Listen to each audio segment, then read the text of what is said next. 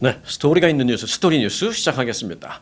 자, 오늘 첫 스토리는요, 첨단 기술의 경우에 믿을 수 있는 진짜 동맹국에게만 그 기술을 팔겠다. 뭐 팔든지 공유하든지 여하튼 보여주겠다. 미국의 스토리입니다, 이게. 그런데 이제 앞으로 이제 미국, 그다음에 유럽, 그리고 이제 제가 말씀드리겠습니다만 이제 한국과의 관계에 있어서 굉장히 이게 중요한 사안이기 때문에 제가 먼저 오늘 좀 전해드리도록 하겠습니다. 미국의 AI 전문 기업 엔트로픽이라고 있습니다. 엔트로픽 뉴스를 통해서 이제 많이 들어보셨는데 한국 뉴스를 통해서는 이제 엔스로픽 뭐 이렇게 얘기하는데 TH 발음 우리가 싫어하는 TH 발음입니다. 엔트로픽. 자, 그런데요. 그 뭐 회사 이름이 중요한 게 아니라 얼마 전에 이 엔트로픽이 최근 AI 모델을 한국의 특정 통신사에 그 기술을 수출하려고 했는데, 그러니까 수출이니까 뭐 공짜로 주는 것도 아니잖아요. 돈 받고 이제 파는 거잖아요. 그 하려고 했는데 그게 연방 정부에 의해서 차단됐습니다. 아니, 그 자유시장 경쟁 체제에서 한 기업이 자신들의 아이템을 돈을 받고 수출을 하겠다는데 정부가 수출을 장려는 해줄지 못할 망정 이걸 정부가 강제로 막아? 라는 생각이 들 수도 있는데요. 이게 이제 가능한 게 뭐냐면 이 AI 관련 기술이 미국에서 국가 전략 산업으로 분류되어 있기 때문입니다. 자, 이제 미국은요, 이 AI 기술을 갖고 네 편, 내 편, 이제 편가르기를 할 수도 있습니다. 그런데 이게 정말 또 편가르기가 또 사실 필요합니다. 이 AI 기술. 뭐 흔히 말하는 뭐 장난치는 뭐 재미나이 뭐 물으면 대답해주고 뭐 이런 정도 AI가 아니라 정말 그 AI 기술로 인해서 어마어마하게 많은 첨단 그 기술을 이제 개발시킬 수 있는데 그런 거를 이제 아무한테나 같이 공유하지 않겠다라는 것입니다. 그래서 사실은 엄밀히 따지면 네 편 내 편 구분하는 거 필요합니다. 네. 자, 우선 이 같은 상황에 가장 빨리 지금 반응하고 있는 게 유럽입니다. 유럽 여러 나라 국가들. 이 AI 의존도가 높은 유럽은 미국과의 그 우호적인 관계를 부각시키면서 참 우리가 지금 뭐 무역 때문에 조금 분쟁은 있을지 몰라도 사실 유럽과 미국은 오랜 전통적인 동맹 아니냐 뭐 이런 걸 부각시키면서 이 AI 기술 공유와 관련해서 자신들을 즉 유럽을 배제시키지 않기 위해서 지금 애를 쓰고 있습니다.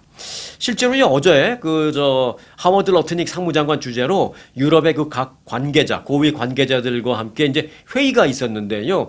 이 회의에서 뭐부터 했느냐? 제일 먼저 한 게 뭐냐? 신뢰할 수 있는 파트너라는 그 개념에 대해서 우리가 좀 정리해보자. 이거를 했습니다. 신뢰할 수 있는 파트너, 너는 파트너고 너는 아니고 뭐 기준점 없이 그럴 수는 없잖아요. 그래서 미국의 입장에서 봤을 때 신뢰할 수 있는 파트너라는 그 개념부터 정리를 하자. 이 회의를 어제 했습니다. 자, 신뢰할 수 있는 파트너, 즉 미국이 신뢰할 수 있는 어찌 보면 동맹국 이라는 그 분류에 들어가야만 그 나라의 그 기업이 미국 기업과 이 기술을 공유할 수 있다라는 것입니다.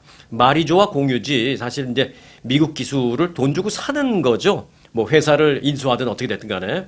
그래서 이제 최신 AI 모델에 대해서 그 유럽의 그 일종의 동맹국은 접근할 수 있는 권한을 주겠다라는 것입니다. 이 접근 권한이라는 게 뭐 좀 이제 어렵게 들릴 수도 있겠습니다만 쉽게 말해 이겁니다. 돈을 주고 기술을 살 수 있는 권한 뭐 이렇게 생각하시면 되겠습니다. 뭐 공짜로 주는 건 아니니까요. 네. 자, 이에 따라서 유럽 각국은 서로가 우호 관계를 미국에게 강조를 하면서 이 접근권 확보에 나섰습니다. 자, 그러면 여기서 우리가 생각해 볼 점이 있죠. 자, 유럽은 그렇다 치고 그러면은 이쯤에서 한국과는 어떻게 되는 건가라는 생각을 우리는 안 할 수가 없습니다. 네. 결론부터 말씀드리면 한국의 경우는 미국의 시각으로 봤을 때 조금은 애매한 부분이 있습니다. 네. 일단 미국은요, 이 첨단 AI 기술을 국가 전략 자산 이렇게 분류를 했다라고 말씀드렸죠. 그 대표적인 국가 전략 자산은 그 뭐 20, 30년 전에는 원자력이었고요. 이 원자력이 기술이 더 발전하면은 뭐 핵무기가 될 수도 있잖아요. 그러니까 이거 전략 자산으로 이 보호하면서 관리하면서 뭐 어디 가서 원자력 발전소를 미국이 뭐 만들어주고 돈을 받고 할 때 하더라도 그 기술을 함부로 보낼 수는 없는 거죠. 이제 원자력이 이제 대표적인 이제 국가 전략 자산 그리고 얼마 전까지만 해도 이제 반도체 이것도 국가 전략 자산이었습니다. 근데 지금 새롭게 AI 기술이 올라간 거예요. 자, 동맹국 중에서도 보안이 검증된 그런 국가에만 이 AI 기술, 국가 전략 자산 기술을 허용하겠다라는 게 이제 미국의 입장입니다. 그래서 신뢰할 수 있는 파트너, 다시 말해서 trusted partners. 요게 이제 미국의 공식 용어입니다. Trusted Partners와만 이 AI 기술을 뭐 사고 팔고까지도 할 수 있다라는 것입니다.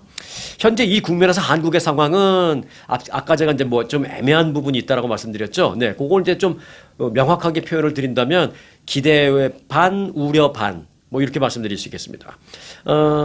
한국 역시 그 미국의 그 글로벌 AI 안보 협력의 핵심 주역입니다. 네, 맞습니다. 한국의 기술도 만만치 않고요. 그리고 한국이 좀 안보적인 측면에서 한국도 좀 튼튼해야 뭐 미국도 안심할 수 있는 부분이 있죠. 그래서 그런 측면에서 본다면 뭐 꼭 군사적인 측면 떠나서 이 AI 안보 관련해서도 한국은 어찌 보면 미국의 어떤 핵심 주역 동맹국이라고 볼 수도 있습니다. 그래서 그런 거로 보면 이제 기대감이죠. 그런데 또 어떤 면에서 보면 미국과 중국 간의 이제 갈등, 뭐 앞으로는 이제 불보듯 뻔하잖아요. 그 미중 갈등 사이에서 기술 유출이 되는 어떤 경로로 살짝 좀 의심받을 수 있는 그런 나라다라는 점도 좀 있습니다, 사실은. 네. 부인할 수 없이 있어요. 그래서 지금 이제 미국의 트럼프 행정부의 시각으로 봤을 때는 그 두 가지 기대, 우려 두 가지가 다 공존하고 있는 것입니다. 한국에 대해서. 그런데 이제 좀 더 정확하게 표현을 해드린다면 기대반 우려만이 아니라 기대 49, 우려 51, 뭐 이렇게 표현할 수 있겠다 싶습니다. 제가 이제 이렇게밖에 말씀드릴 수 없는 이유는 얼마 전에 실제적인 사건이 하나 있었기 때문입니다. 제가 뭐 그냥 느끼는 대로 이렇게 말씀드리는 게 절대 아니고요. 바로 이제 앞서 제가 얘기했던 그 엔트로픽이라는 회사가 여기서 다시 나옵니다. 미국의 그 AI 전문 기업 엔트로픽의 앞서 말씀드렸던 그 수출 통제 사례가 이제 대표적인 그겁니다. 이게 이제 뭐냐면 백악관이 최근에 그 미국 AI 스타트업 기업 엔트로픽의 그 최첨단 모델 그 기술에 대해서 전격적인 수출 통제, 소위 말해서 팔지 못하게 해외 판매 금지를 내린 겁니다. 그런데 모든 나라에 다 팔지 마 이게 아니라 지금 대표적인 케이스로 이제 콕 집어서 한국의 어떤 회사 이렇게 된 거예요. 네, 그렇게 된 결정적인 도화서는 그 엔트로픽이 그 여기다가 우리 이런 기술을 수출하겠습니다. 그럼 이제 수출 보고서를 정부에 올렸는데 그 보고서를 정부가 본 다음에 판단을 한 겁니다. 그 어디다가 팔겠다라는 거기에 한국까지도 오케이. 근데 특정 통신사의 이름이 이제 들어가 있었는데요. 연방정부가 이제 봤을 때 그 통신사가 좀 못 믿었다라고 판단을 한 거죠. 네, 어떤 측면이라고 공개적으로 말한 건 없으니까 우리가 이제 유추해 볼 수밖에 없는데, 이제 다 중국과 연계된 그런 겁니다. 그래서 연방정부는 이를 안보 위협 가능성이 있다라고 판단해서 즉각 그 한국의 그 통신사에 대한 이 엔트로픽의 AI 기술 판매를 금지시켰습니다. 네.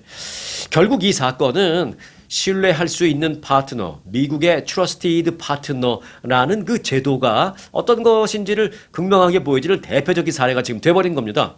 자, 쉽게 말해서 특정 나라의 특정 기업이 보안 허점이 의심되거나 그러니까 이제 꼭 중국하고 연계 그런 게 아니더라도 보안적인 측면에서 이 회사는 너무 좀 허점이 많아 보여. 그래서 본인들이 의도하지 않아도 뭐 해킹을 당하거나 그래서 우리한테 이 기술을 사간 다음에 지들이 다 뺏겨버릴 것 같아. 이런 그 보안의 그 허술성이 이제 의심되거나 그러면 그 회사는 안 판다는 것이죠. 그리고 이제 두 번째, 어떤 지분 구조 이런 면에 있어서 중국이 좀 지나치게 눈에 띄게 이제 연루되어 있다거나 그런 경우에 미국의 첨단 기술을 공유하지 않겠다라는 의지가 바로 그겁니다. Trusted Partners에게만 국가 전략 자산 그 기술을 판매한다.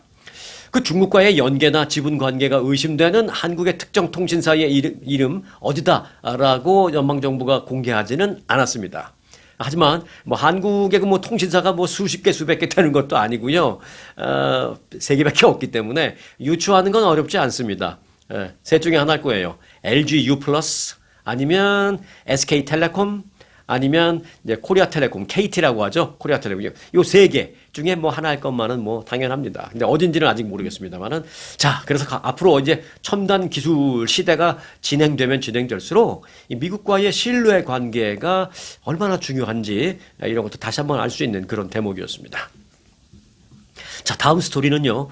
혹 때려다가 혹 붙였다 스토리를 좀 전해드리겠습니다. 자, 한국에는 오래전부터 혹 때려다 혹 붙였다 막 이런 그 속담이 있었죠. 네, 뭐 많이 들으셨을 거예요. 미국 와서는 좀 뭐 많이 못 드셨지만 한국에 있을 때 우린 그런 말 많이 썼죠. 근데 이 얘기가 어디서 나온 얘기냐면 그 한국의 그 유명한 전래 동화 기억하십니까? 혹부리 영감. 네, 그 혹부리 영감이라는 전래 동화에 나오는 얘기인데 이게 이제 많이들 사용을 했죠. 쉽게 말해서 어떤 문제를 해결하려다가 도리어 더 큰 문제를 떠안게 되었을 때 이제 이런 말을 많이 씁니다. 자, 이 같은 말이 그런데 이번 그 이란에 대해서 공격을 감행했던 이것 우리 이제 미국에서 이런 말이 나오고 있어요. 야, 이거 그 이란 괜히 그 혹 때려다가 혹 붙였다. 쓸데없는 전쟁이라고 제가 말씀드린 건 절대 아닙니다. 네, 이란의 핵무기를 제거하는 건 정말 중요하죠. 그런데 이제 이 얘기는 조금 준비가 미진했다라든지 뭐 판단 미스라든지 이제 그런 얘기를 하는 것인지 이란의 핵무기를 그냥 놔둬야 된다 절대 그런 얘기는 아닙니다. 자, 미국이 이란 전쟁을 이번에 시작함에 따라서 전쟁 시작에 그때 이유가 됐었던 게 뭐예요?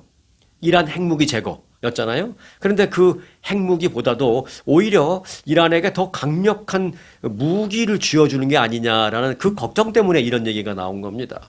그게 뭐냐? 바로 호르무즈 해협 통제권이라는 것입니다.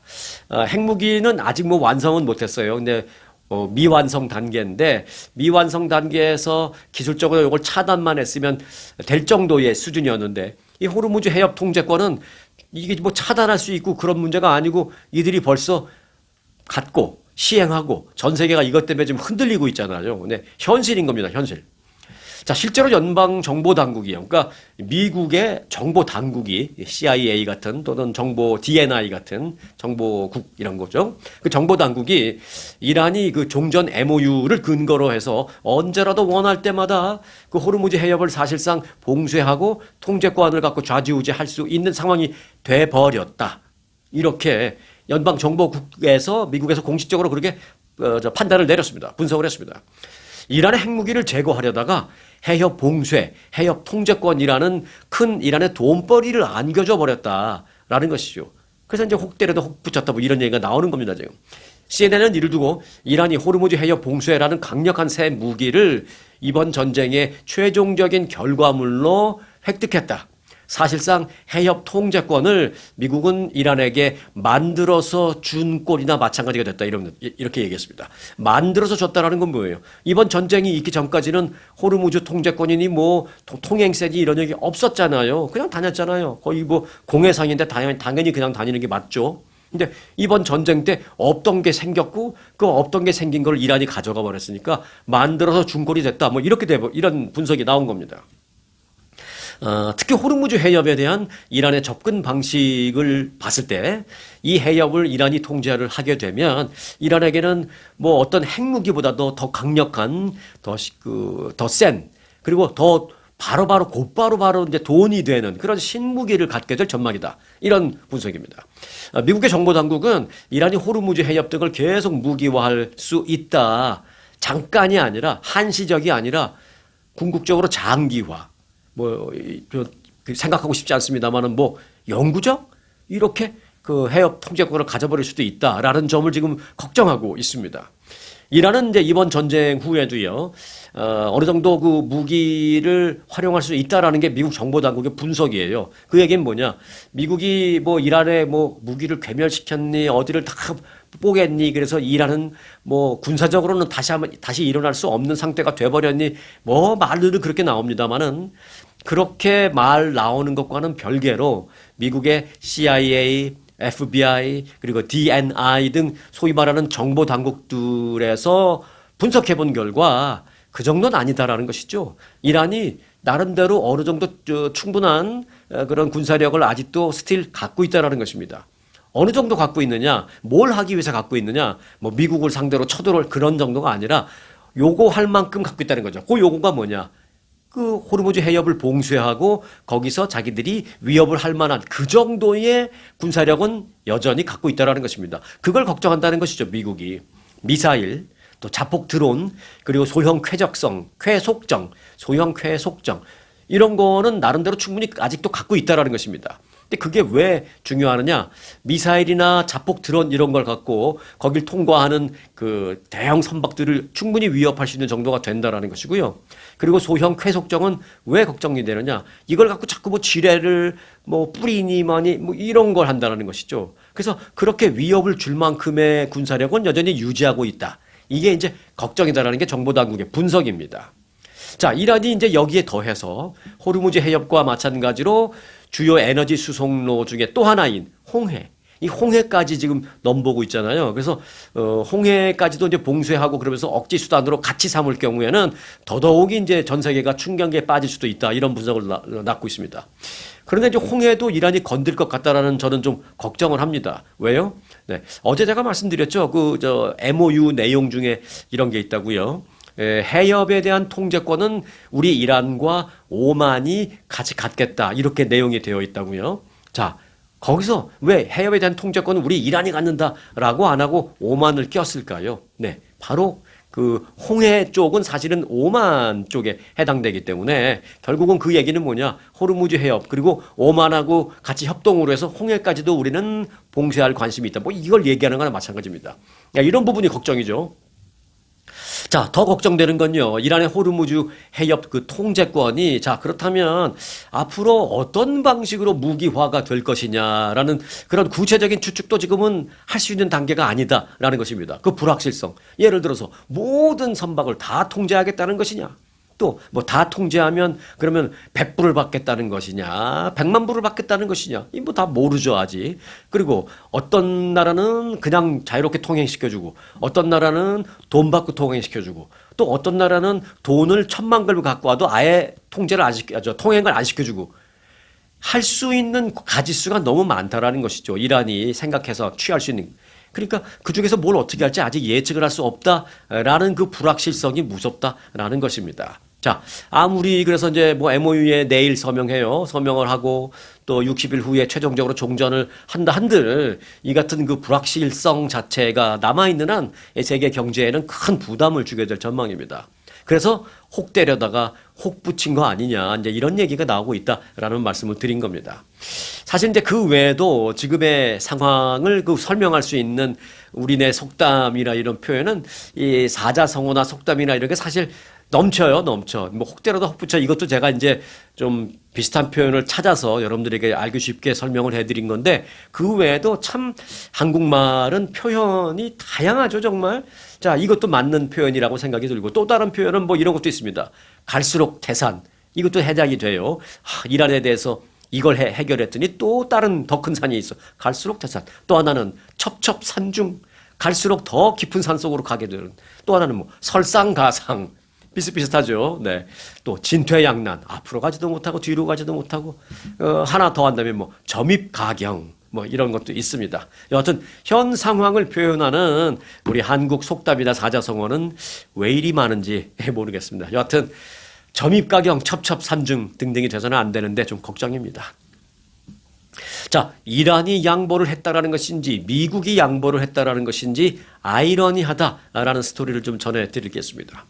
트럼프 대통령은 어제 이란과의 그 종전 MOU와 관련해서 이란이 고농축 우라늄을 폐기하겠다라고 밝혔으며 그 구체적인 방법도 이란이 밝혔다라고 말했습니다. 그 트럼프 대통령이 이렇게 발표했으니까 우리 미국이 유리하게 됐네라고 무의식적으로 그렇게 생각을 하게 되는데 요 말은 사실은 조금 좀 어폐가 있습니다. 자, 트럼프 대통령은 이란은 지금까지 그 이란인 내에 비축되어 있는 고농축 우라늄을 희석시키는 방식을 통해서 그 폐기를 하는 데에 동의했다라고 말했습니다. 그러니까 미국이 이긴 것 같죠? 그러면서 국제원자력기구의 감독 아래 이란 내에서 희석하는 방법으로 폐기하기로 이란은 동의했다라고 트럼프 대통령은 말했습니다. 여기까지만 들어도 우리가 유리하게 이긴 것 같아요. 근데 이 말을 들어보면 좀 이상합니다. 당초 트럼프 대통령은요, 이 종전 협상이 막 시작됐을 그때 이란의 농축 우라늄을 모두 미국으로 갖고 와서 미국 내에서 우리가 폐기 처분하겠다. 그들을 나는 절대 못 믿는다. 나는 못 믿어. 그들이 이란 내에서 우리가 폐기할게요. 난 너 못 믿어. 다 미국으로 갖고 와서 우리가 폐기할 거야. 그렇지 않고는 종전 협상 안 해. 막 그랬거든요. 협상 초기만 해도. 그러다가 이제 좀 한 일주일쯤 그때 그로 지나서 협상이 조금 잘 안 돼서 그런지 모르겠습니다만은 협상 중반쯤에는 미국에서 폐기하던 이란 내에서 폐기하던 확실하게 폐기만 하면 나는 받아들이겠다. 이렇게 또 좀 말을 바꿨어요. 네. 그런데 지금은 뭐라 그러냐? 이란이 농축 우라늄을 이란 내에서 파기하는 데 동의했다. 이렇게 말했습니다. 근데 이 말은 어찌 보면 안 맞는 말입니다. 이란은 처음부터 이란 내에서 파기하겠다고 했어요. 그러니까 뭘 동의한 게 아니죠. 어찌 보면 이란이 주장한 게 관철된 거죠. 바꿔 말하면 미국에서 폐기하겠다고 했는데 이란에서 폐기하는 걸로 돼버렸으니까 미국이 알았어. 그래 이란 내에서 니들이 알아서 폐기해. 그 대신 잘해야 돼. 라고 미국이 동의한 거나 마찬가지입니다. 그러니까 사실은 이게 슬그머니 넘어가면 미국이 막 이긴 것 같은 그런 그 느낌도 있는데 사실은 미국이 이 부분에 대해서는 한 두 발짝, 세 발짝 양보한 겁니다. 그리고 사실 이란 내에서 폐기하는 걸 트럼프 대통령이 전에 2, 3주 전에 말했듯이 그걸 어떻게 믿어요? 어떻게 믿어요? 우리 미국에서 들어가서 감시하겠다, 관찰하겠다. 그러면 또 미국인은 안 받아 막 이럴 거 아니에요. 그래서 결국 이제 국제 원자력 기구 감시단이나 돼야 이제 갈 텐데 그 미국 국적자가 아닌 그 국제 원자력 감시단 그들을 또 뭐 어떻게 믿을 수 있을까요라는 생각도 들고 그래서 사실은 미국이 갖고 나왔어야 되는데 결국은 이제 못 갖고 나오게 됐다라는 점이 상당히 좀 아쉽습니다. 이란을 믿을 수 없으니까 이란이 갖고 있다는 그 440kg이거든요. 그 440kg의 그 고농축 우라늄을 온전히 미국이 가져오지 못하게 된 이 부분이 과연 이란이 동의를 한 것이냐, 미국이 동의를 한 것이냐라고 따지면 사실 트럼프 대통령은 이란이 동의했다라고 말했지만 아니 이건 미국이 동의한 거죠. 뭐 동의했다라기보다도 미국이 이 부분에 대해서는 두세 발자국 양보한 겁니다. 자. 어찌됐든 중요한 건 뭐 누가 양보했느냐 이게 중요한 게 아니라 정말 중요한 건 그들의 그 농축 우라늄이 확실하게 폐기되는 거니까 그렇게 되는 게 중요한 거니까 최소한 국제 원자력 기구의 그 감독관들이 들어갔을 때 그들의 감독이 철저하게 이루어져야 되겠다. 이 부분만큼은 이제 좀 우리가 좀 눈을 부릅뜨고 좀 쳐다봐야 됩니다. 자, 애플 아이폰 쓰시나요? 네, 혹시 아이폰 쓰신다면 또는 아이폰으로 바꿔볼까? 라고 생각하신다면 한번 좀 관심을 가져봐도 좋을 것 같습니다. 왜냐하면 아이폰이요. 올해로 아이폰 나온 지 19년 됐고요. 바꿔 말하면 이제 내년이 되면 아이폰 출시 20주년이 되는 해입니다. 그래서 애플이요. 내년에 그 20주년을 맞아서 올해 그리고 특별히 내년에 많은 새로운 획기적인 걸 많이 지금 준비하고 있습니다. 자, 애플이 아이폰 출시 20주년 내년에 카메라를 내장한 무선 이어폰 에어팟을 내놓을 예정입니다. 에어팟이라는 게 뭐예요? 여기 귀에다 꼽는 거잖아요. 근데 귀에다 꼽는데 여기 살짝 밖으로 나와요. 안 보이게 들어가는 게 아니라 조금 일정 부분은 나와요. 근데 나와 있는 그 일정 부분에 카메라가 달려 있습니다. 그래서 카메라가 이렇게 보는 거예요. 자, 그런 카메라가 달린 에어팟 그리고 접을 수 있는 아이폰 등등을 출시할 계획입니다. 접을 수 있는 폴더블 폰은 사실은 뭐 갤럭시도 있고 있기는 없는 건 아니죠. 근데 아이폰이 이제 드디어 요걸 하는데 좀 더 큰 규모의 그리고 좀 더 색다른 디자인으로 만든다고 합니다. 애플은 내년 말에 카메라가 탑재된 에어팟과 그리고 폴더블 스마트폰 그리고 새로운 그 디자인의 아이폰 여러 제품을 내년에 비슷한 시기에 맞춰서 동시다발적으로 출시할 예정이다. 이렇게 어제 얘기했습니다. 카메라가 탑재된 에어팟은 그러니까 어떤 때 쓰일 수 있느냐? 그러니까 카메라가 있으니까 그러니까 그 안에서는 소리가 들리지만 밖으로 살짝 카메라가 나와 있으니까 주변 환경을 볼 수 있을 거 아니에요. 그러니까 주변 환경을 감지하고 이를 인공지능 이제 음성 비서 그 시리와 연계시킵니다. 그래서 시리에게 그걸 연계시키고 그 시리는 그 에어팟 카메라가 달린 에어팟이 보낸 소리와 영상을 받아서 이걸 이제 판독, 분석해가지고 내 귀 속에다 설명을 다 해주는 거예요. 이걸 딱 끼고 내가 지금 걷고 있는 거리가 어디야? 그러면 바로 당신이 걷고 있는 거리는 뉴욕 맨하탄의 어디 거리이며 거기서부터 뭐 100m만 더 가면 뭐가 나오고 거기서 우회전하면은 뭐 맥도날드이고 다 얘기해 주는 겁니다. 이 기기를 활용하면 이용자가 말씀드린 대로 듣는 것만이 아니라 카메라가 있으니까 이제 보는데 내가 내 눈으로 보는 거를 이 에어팟이 직접 봐서 시리와 연결해서 AI가 분석해서 나한테 설명해 준다라는 것입니다. 또 이와는 별도로 애플은 내년에 스마트 안경도 출시할 예정입니다. 또 스마트 안경은 뭔지 설명 안 드려도 다 잘 아시죠? 그리고 뿐만 아니라 목걸이, 목걸이처럼 목에 걸거나 옷에 이렇게 부착할 수 있는 그 펜던트, AI 펜던트도 이제 개발을 하고 있습니다. 카메라가 달린 펜던트요. 그러니까 그냥 귀에 꼽는 거 싫어. 나는 스마트 안경 불편해. 그럼 이제 목걸이처럼 이렇게 걸고 다니면 여기서 이제 카메라가 다 보고 분석해주고 나한테 얘기해주고 다 내 스마트폰하고 연동됐으니까 스마트폰으로 답변을 얻으시고 그런 겁니다. 그걸 이제 다 연동되게 만들어서 애플이 내년에 출시한다는 것입니다. 그리고 이제 또 다른 신제품은 접을 수 있는 스마트폰인데 이거는 없는 게 나온 게 아니고 새로운 폴더블 폰입니다. 요건 이제 오는 9월에 폴더블 폰은 나와요. 내년까지 기다릴 필요 없이. 그리고 이제 오는 9월에 나오는 게 폴더블 폰 1세대 정도로 볼 수 있고요. 애플의 기준으로 본다면. 그리고 내년에 2세대 폴더블 폰 버전을 이제 후속 제품으로 내놓는다. 이렇게 어제 다 설명을 했습니다. 그리고 이제 아이폰 출시 20주년을 기념하는 새로운 아이폰도 나온다고 했는데요. 그 새로 나올 아이폰은 일단은 올해부터 나옵니다. 올해 여러분 갖고 계신 건 아이폰 버전 뭐예요? 네, 올해 나올 아이폰은 아이폰 18. 그리고 이제 19년 됐는데 18이니까 1년에 하나씩 출시했나? 아이폰이? 네. 자, 아이폰 18 올해 나올 거고요. 그리고 18 프로도 나올 거고요. 18 프로 맥스도 나올 겁니다. 근데 후속 모델로는요, 이 낙소스라는 그 최첨단 칩이라고 생각하면 됩니다. 그 최첨단 칩을 탑재한 게 들어가기 때문에 기능이 그 전 17이나 16에 비해서는 획기적으로 개선된 그런 기능이 들어가 있는 18 프로 그리고 프로 맥스가 나올 거다라는 것입니다. 그리고 또 하나 특징적인 거는요. 18 프로와 18 프로 맥스는 그 아이폰의 그 모니터가 살짝 부드럽게 이렇게 곡면처럼 살짝 휘어져서 그렇게 나온다고 합니다. 그렇게 휘어지면 어떤 장점이 있는지는 제가 잘 모르겠는데요. 근데 그렇게 살짝 둥그렇게 휘어져 있는 곡선 형태의 모니터를 내보낼 것이다. 이렇게 얘기하고 있습니다. 여하튼 내년에 출시 20주년을 맞는 아이폰 올해부터 나온 이제 새로운 버전들이 이제 기대되고 있습니다. 자, 연준이 어제 그 이자율을 어떻게 할 것인지 발표를 했죠. 결론부터 말씀드리면 기준금리 또 동결 조치했습니다. 연준은 어제 종료된 정례회의에서 만장일치로 기준금리를 동결하기로 했다라고 밝혔습니다. 연준은 최근에 기준금리를 4차례나 연속 동결했습니다. 시간을 좀 거슬러 갔어요. 작년부터 본다면 작년 9월, 10월, 12월 이게 3차례에 걸쳐서 금리를 내렸던 거 기억하시죠? 0.25%포인트씩 내렸습니다. 그걸 이제 스몰 컷이라고 하죠. 0.25%포인트 스몰 컷, 0.5%포인트면 빅 컷. 그리고 0.75%면은 자이언트 컷 이런데 일단 스몰 컷을 3번 했어요, 작년에. 그리고 나서 이제 올해가 된 뒤에 올해 1월 그리고 3월, 4월 요 3번 다 동결을 했습니다. 그러니까 요번에 4차례 계속 연속 동결입니다. 자, 그러면 현행 기준금리는 얼마냐? 최저 3.50에서 최고 3.75. 요게 이제 지금 현행 기준금리입니다.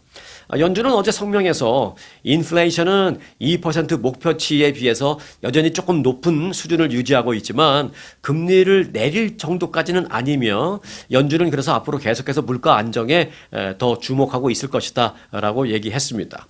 요게 끝이에요. 연준이 발표한 게.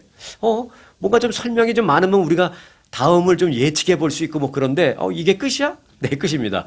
연준이 어제 발표한 요 짤막한 요 성명은요. 연준이 평소에 발표하던 성명에 비해서 그 절반 이하로 짧아진 성명입니다. 이제 그 이유는 뭐냐? 연준은 말이 많아서는 안 된다라는 소신을 갖고 있는 케빈 워시 신임 연준 의장이 취임했기 때문에 짧게 나온 거다 이렇게 볼 수 있습니다. 맞습니다. 연준이 말이 많으면 필요 이상으로 막 유출을 하게 되고 추측을 하게 되고 그래서 오히려 그게 더 마이너스가 되는 경우도 있고 그래서 연준은 그냥 짧게 발표하는 게 제 생각에도 좀 더 나은 것 같다 이렇게 생각되는데 이번에 이제 트럼프 대통령의 임명에 의해서 이제 임무를 수행하고 있는 케빈 워시 신임 의장이 이제 그렇게 얘기했고요. 케빈 워시 신임 의장의 첫 번째 그 연준 정례 회의가 이제 어제 있었는데 이게 이제 금리 동결로 이제 결과가 나왔습니다. 조지아주 주지사 공화당 예비선거 있었는데요. 여기서 트럼프 대통령이 공개적으로 여러 차례 지지 의사를 표명했던 그 후보가 떨어졌어요. 트럼프 대통령 이제 기분 나쁠 판이죠. 이번 조지아주 공화당 예비선거, 그러니까 공화당의 주지사 후보를 뽑는 당내 예비선거에서 릭 젠슨이라는 후보가 53% 그리고 버트 존스라는 후보가 47%를 득표했습니다. 그래서 릭 젠슨 후보가 공화당의 조지아주 주지사 후보로 선출이 됐습니다. 버트 존스 떨어진 사람은요 현직 부지사입니다. 그리고 트럼프 대통령의 지지를 계속 받아왔다라는 점에서 그의 패배가 좀 눈에 띕니다. 실제로 트럼프 대통령은 지난달에요 한창 유세 중인 버트 존스 후보에게 직접 전화를 걸어서 나는 당신을 좋아합니다. 나는 당신을 완벽하게 지지합니다. 막 이런 얘기를 해서 그 유세장에서 막 난리가 났었습니다. 난리가 났었습니다. 그리고 이제 그에 대해서 전화를 받은 그 버트 존스 후보는 나는 트럼프 대통령님 당신이 가장 좋아하는 주지사가 되겠습니다. 막 그래서 열광의 도가니였는데 떨어졌다라는 것이죠. 네. 한편 그 트럼프 지지 후보를 누르고 이번에 조지아주 주지사 공화당 후보로 이제 최종 선출된 사람 릭 젠슨이라는 후보.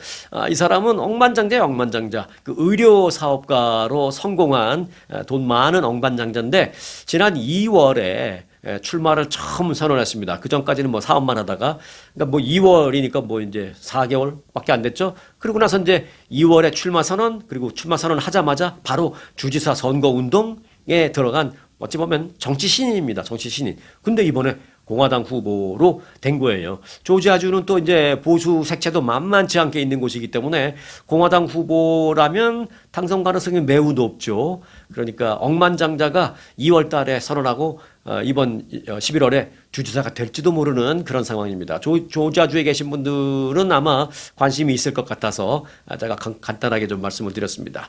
억만장자 이분이 근데 이번에 선거하는데 자기 사비를 1억 달러를 털어서 선거운동하는 데 썼습니다. 사비를 털어서. 네.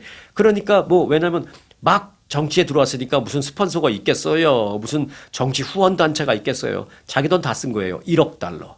드디어 됐으니 뭐 끝까지 봐야 되겠습니다만은 일단 공화당 내 후보로는 선출이 됐으니 뭐 이 절반은 성공한 거죠. 뭐든데 절반 이상인 것 같습니다. 머니톡스라는 생각도 들기도 합니다. 네, 연방정부가 미국 내 15개 의과대학을 대상으로 입학 전형 과정에 있어서 인종적인 요인을 반영한 차별적인 그 정책을 취한 게 아니냐 지금 대대적인 조사에 들어갔습니다. 연방법무부는 의과대학 입학 과정에서 발생한 잠재적인 인종차별 혐의와 관련해서 15개 의과대학을 대상으로 새로운 조사에 돌입했다. 라고 공식적으로 발표를 했습니다. 다만 그러면 그게 어디예요? 어느 대학이에요? 이런 질문에 대해서는 어느 대학이라고 15개 그 리스트를 발표하지 않았습니다. 앞서 법무부는 지난달 예일대 의대하고 그리고 UCLA 의대가 입학 전형에서 지원자의 능력이나 성적 이런 것보다는 인종을 감안해서 사람들을 뽑는 입학생을 뽑는 그런 연방법을 위반했다라는 부분에 대해서 조사를 진행한 바 있습니다. 지금 현재 트럼프 행정부에서는 인종적인 요건 이런 걸 가미하지 말라고 그러는 것이죠. 그냥 성적만 봐. 그 인종 배려, 평등성 이런 걸 왜 해? 이제 그 싫어하죠. 근데 예일대와 UCLA가 이제 샘플 케이스로 이제 콕 집어서 지금 조사를 받고 있어요. 그런데 이번에 15개로 이제 늘리겠다. 늘렸다. 이미 늘렸다라는 것입니다. 그러나 의과대학협회는 지금 강력하게 반발하고 있습니다. 뭐라고 의대 측은 얘기하고 있냐면요. 시험 점수라는 것은 입학 사정에, 즉 입학을 시키는데 합격, 불합격 여부를 판정하는 데 있어서 여러 가지 중에 하나일 뿐이다. 그게 다가 아니다. 특히 의대의 입학 전형은 성적은 물론 지원자의 다양한 측면을 고려하는 또 적성이 맞는지 뭐 이런 것도 봐야 하는 그런 다양한 측면을 고려해야 하는 종합적인 평가로 이루어져야 한다라면서 좋은 의사가 되기 위해서는 단순한 시험 점수 외에도 정말 많은 여러 가지 것들이 필요하다. 그래서 우리는 그런 것들을 다 보는데 뭐가 문제냐 지금 이렇게 강력하게 반박하고 있는 상황입니다. 여러분들의 생각은 어떻습니까? 인종을 왜 봐? 성적만 봐. 오히려 역차별 생겨. 이게 맞는 말 같기도 하고요. 또 이제 특히 의대 같은 것은 봐야 할 게 너무 많다. 이제 이런 의대 협회의 얘기도 좀 맞는 말 같기도 하고. 여러분들의 좀 의견이 있으시면 댓글로 좀 보내주시기 바라겠습니다. 그 남가주에서요 산불이 또다시 동시다발적으로 발생하면서 비상 상황이 이어지고 있습니다. 작년 1월 달에 엄청나게 피해가 컸었는데 지금은 한인 밀집 지역 LA 한인타운에서 차 타고 차로 한 30분 40분 정도 북쪽으로 올라가면 5번 프리웨이 뭐 118번 프리웨이 요거 타고 이제 한 3, 40분 쭉 북쪽으로 올라가면 이 밸리 지역이라고 있는데 그 밸리 지역에 스티븐슨 렌치라는 곳에 한국 분들 굉장히 많이 사십니다. 이 그 스티븐슨 렌치라는 곳을 포함해서 LA 카운티에서 크고 작은 산불이 지금 잇따라 동시다발적으로 발생하면서 또다시 주민 대피령 또는 경보까지도 내려졌습니다.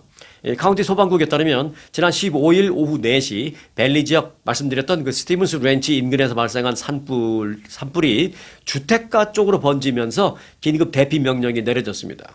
이 맥스 산불로 이름이 붙여졌어요. 그래서 이 화재는 공원, 사람들이 많이 다니는 공원 인근까지도 이게 확산이 돼서 지금 큰 우려를 낳고 있고 사람들이 또 등산로, 하이킹 많이 하는 그 지역으로도 이제 확산이 돼서 지금 주민들의 대피령이 그렇게 내려졌습니다. 현재까지 50에이커 넘게 지금 불에 탔고요. 지금까지 진화율은 아직도 50%가 안 되는 그런 상황입니다. 그런데 같은 15일 날 그 엔텔로밸리라는 곳, 이곳도 이제 LA 한인타운에서 한 2시간 정도 가면 됩니다. 락 산불이라는 게 발생해서 약 100에이커를 태우고요. 현재 진화율 80% 정도로 기록하고 있습니다. 그리고 또 그 옆에는 또 헤이즐 산불이라는 또 산불도 발생했어요. 요거는 한 70에이커 정도를 태우고 일단 진화는 다 됐습니다. 자, 남가주 지역에 지난해 같은 산불 피해가 더 이상 없기를 바라는 마음입니다. 동시다발적으로 발생하면 이게 진화하는데 어려움을 겪기 때문에 진화 인력도 한계가 있고 그래서 이제 동시다발적으로 발생하는 게 가장 두렵습니다. 근데 지금 한 4-5개가 좀 이렇게 발생을 해서 좀 걱정인 그런 상황인데 모쪼록 피해가 없기를 바랍니다. 아, 참고로요. 그 텍사스주 쪽에 계시는 분들 어제 비 많이 왔나요? 어제 그 토네이도 그 얘기가 있었는데 이번 토네이도는 바람도 바람이지만 강력한 비, 폭우 때문에 걱정이다 뭐 이런 얘기가 있었는데 제가 그래서 이제 오늘 이 영상에서 그 말씀을 드리려고 했는데 예보를 자세히 보니까 오늘 아침쯤이면은 그게 다 끝날 거다 뭐 이런 예보가 나와서 텍사스 쪽에 계신 분들도 오늘 이 영상을 보실 때쯤이면 비가 웬만큼 그쳤겠구나. 그러니 뭐 뒤늦게 얘기할 필요는 없겠다 싶어서 제가 그 뉴스는 뺐는데 텍사스 쪽에 계신 분들을 또 안녕하신지 좀 신경이 쓰이고 그렇긴 하네요. 네. 여하튼 아무런 피해들 없이 다들 편안하고 안녕한 그런 상태로 내일 다시 만나도록 하겠습니다. 오늘은 여기까지 하겠습니다. 끝까지 함께해 주신 여러분들께 특별히 감사를 드립니다. 오늘 영상 마칩니다. 아주 특별한 아주 즐거운 아주 기분이 좋은 아주 편안한 아주 행복한 아주 추억의 남을 같은 코스 같은 일정이라도 추억은 차이가 납니다. 고객 만족도 1등 아주 투어. 내 인생 최고의 순간 1등 여행 아주 좋은 아주 투어 아주 좋은 213-388-4000